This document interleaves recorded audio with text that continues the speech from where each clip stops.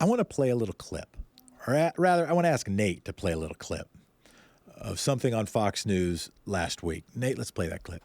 Representatives. So anyone who's making less than $15 an hour full time, that bill would elevate their wages but that's to fundamentally $15 anti-American. That's How is that against anti-American to give workers a wage? Because that's ultimately because I mean, if you look at that system and you look at what is going on in America, you look at our capitalist system. The minimum wage should be zero. Well, I don't want to get into minimum wage argument. The minimum wage, according to that Fox News pundit, should be zero. Make no mistake, that was not a slip of the tongue. If you tease out the arguments that have motivated, that have militated the growth of the right-wing movement, not the growth of the Republican Party, but the growth of the right-wing movement that now owns and operates the Republican Party, to use Stella's term, the regressive movement, that in the era of sort of post-Ayn Rand, in the era of the Koch brothers, in the era of the prosperity gospel, in the era of the post-millennialists versus the pre-millennialists, the folks who think that God will come after things are really, really bad, and therefore we don't have to use our Christian faith to try to make them better.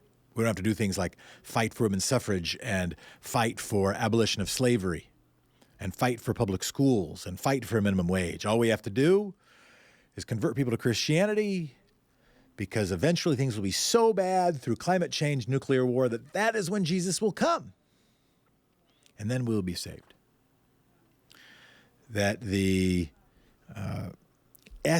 a necessary conclusion, or at least a natural conclusion of the movement that has built the apparatus that right now controls the country, includes the conclusion there should be no minimum wage.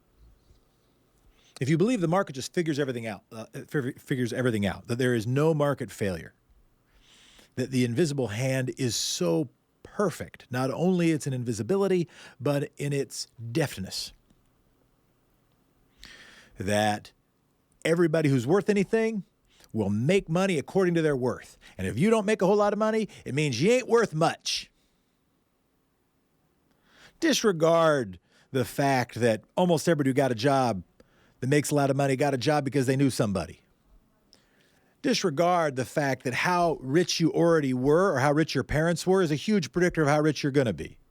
Disregard all the work to eviscerate the estate tax, the inheritance tax. Don't call it a death tax. Almighty God taxes everybody 100% at death. You can't take it with you. If you're going to call it something, call it a rich kid's tax. But if you're trying to be fair and accurate, call it an inheritance tax or an estate tax.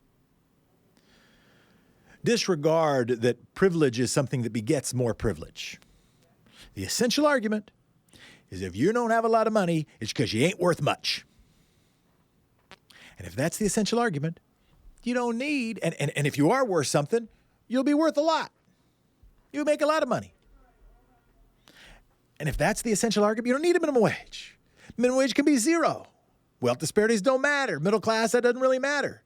It's connected to virtue. And oh, by the way, if you're worth a lot, you're going to go to heaven. Disregard the part in the Bible where it says, and I'm not saying I'm Mr. Good Christian. I'm not even sure I'm a good person, okay? The only times I pray are when I'm crying. Like it's not, but I can read. I understand the religious origins of the country. I can go to the text. And the idea that worth is connected to financial worth is the essence of this movement. At least is the essence of the people who fund it. And it's not because they read the Bible. It's not because they read the New Testament. In fact, going back to our caller before, my comments before, you can only get there if you twist the Bible. You can only get there if you forget that it's harder for a rich man to make it into the kingdom of heaven than it is for a camel to fit through the eye of a needle. You can only get there if you forget Jesus turning the tables of the money changers.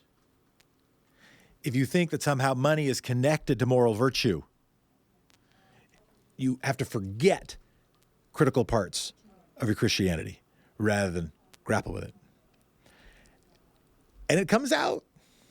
The Fox News pundit did not Everybody's, oh, wait. She just said it. There should be no minimum wage.